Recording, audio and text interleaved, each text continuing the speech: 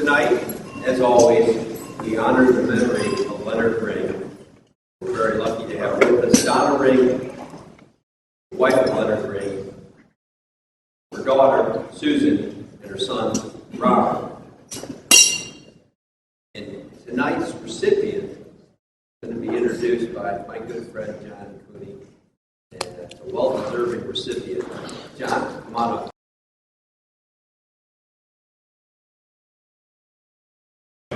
I was only able to prepare about 45 minutes, so everybody gets an answer. And I know this is a Lifetime Achievement Award for Kevin. It sounds rather final, but to misquote Shakespeare, I came here to praise Kevin, not to bury him. But I do want to acknowledge his wife, Linda, his daughters, Kate and Judy, and I know Patty would love to be here because she loves the law and she likes to learn new things every day. But to me, receiving a Lifetime Achievement Award from your peers is as our former FBI director said, is a big deal. Kevin has spent his entire career trying cases and shaping jurisprudence that helps people, that helps real people, real Americans. And that's a lifetime of a journey worth doing. He served as president of this organization during a time when the assault on our clients' rights was sort of at its height, although it seems to never not be at its height. But he's been in the forefront of making certain that our voices and our clients' voices are heard in Springfield, in D.C., in the courts, in the appellate courts. He's made a lifetime's mission out of trying to make sure that we support the most honest, ethical judges, politicians, people that can understand what it means to go to work every day, work for a living, bring home a paycheck, and just want, as Chris said, not to be dealt from the bottom.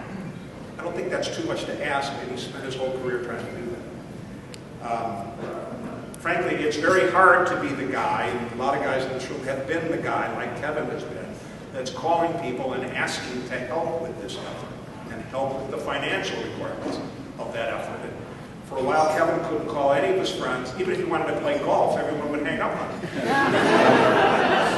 But frankly, I think it speaks volumes about Kevin that people always answer his calls and still answer his calls, which certainly was not the case when I was president. But I was also smart enough to have a talk with Judy Conway, Kevin's daughter, about what are the values that, in the arc of somebody's career, what are the values that are important to your father? And she reminded me, and she was dead on, that what Kevin's always cherished is education. His own education, his children's education, his loyalty to St. Ignatius, to Loyola, frankly to this organization's legendary. And he has sort of spent a career making sure that you don't go to law school and stop learning. It's when you start learning about people, about organizations, about what's important in your life, what's important in your family. He's been doing it the whole time I've known him, and I've known him a long time, even longer than Judy.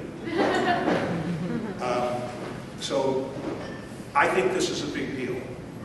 Leonard Ring was a lifetime friend of my father, and he was a shining example of what it means to be a trial lawyer and fight for the powerless against the powerful. Kevin Conway has walked that walk his entire life. I'm proud to call him my partner and my friend. Kevin.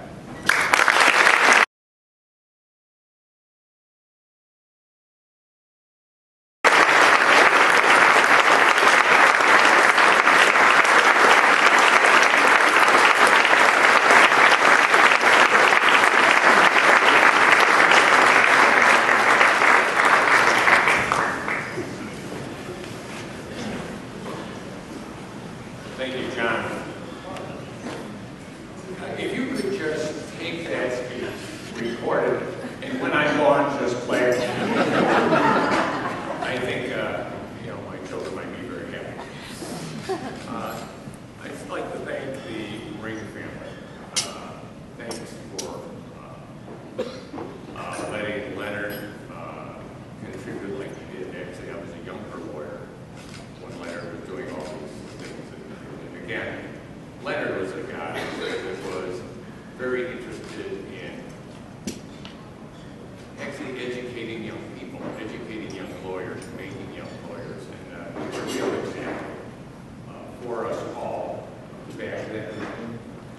I'm telling you about this again because he is an example, again, for you and for the young attorneys that are here today. But to be mentioned with Leonard Ring, Corboy, Bob Cooney Sr., Pavlov, Gifford, Larry Rogers, Mike Shostak, and even Tom Keefe is really an amazing honor. They were and are the great attorneys in Illinois and in the United States. Thank you for mentioning me in the same breath with them. We do have one thing in common, that is all those folks. They were excellent lawyers, but they did not do what they did alone. Our achievements are not ours alone. In my own case, my wife Linda, my daughters, Judy, Kate, Patty, they have been very supportive of the work we do, the fight for victory, the concept of justice. They were always and remain today as committed as I am. My law partners, of course you know John Cooney, but Bob Cooney, Bill Fade, Kathy Byrne and the associates at Cooney and Conway, they have been committed to justice both inside the courtroom and outside. My contemporaries, Joe Power, Todd Smith, Bob Clifford, Keith Habeisen, Salvi, Keith, Robert, Gifford, Simmons, Flip Corboy, and others have always been there. They tirelessly support access to the courts for all. And that's really what it comes down to. By dealing from the bottom of the deck, they are trying to take access to one of our branches of government away. We do not do this alone. This past year, President Hurley and his contemporaries, who are a little younger than I am, have really come to the fore. And because of you, the rest of you, they are not alone. But why? Why do they do this? I'm going to borrow from Harry Reid, the former president of the U.S. Senate, and a trial lawyer, to describe trial lawyers and what they do. He says sometimes country club people joke with one another that my lawyer could be your lawyer. It might be funny, but it's no joke. It is a view that the powerful can manipulate justice to their own ends. That justice for the everyday citizen is illusory. He says, you know, nobody likes trial lawyers. Nobody who addicts children to tobacco. Nobody who puts lead in paint. Nobody who pumps mercury into groundwater. Nobody who sells untested pharmaceuticals. Nobody likes trial lawyers. Nobody who ignores worker safety. Nobody who manufactures faulty airbags when they know they're dangerous. Nobody who puts asbestos into the environment. Nobody likes trial lawyers. Nobody who pollutes the earth and skies. Nobody who produces contaminated food. Nobody who peddles lethal baby cribs and toys. Nobody who negligently operates offshore oil wells. Nobody likes trial lawyers until they are the ones who've been injured, hurt, taken advantage of, or threatened by those in power. Who are we? We're protectors of the downtrodden. We're protectors of those not knowing what to do. We're protectors of those who are afraid. We are men and women who work hard, play by the rules, who invest our resources in years of our lives. We believe in equal justice promised by the Constitution,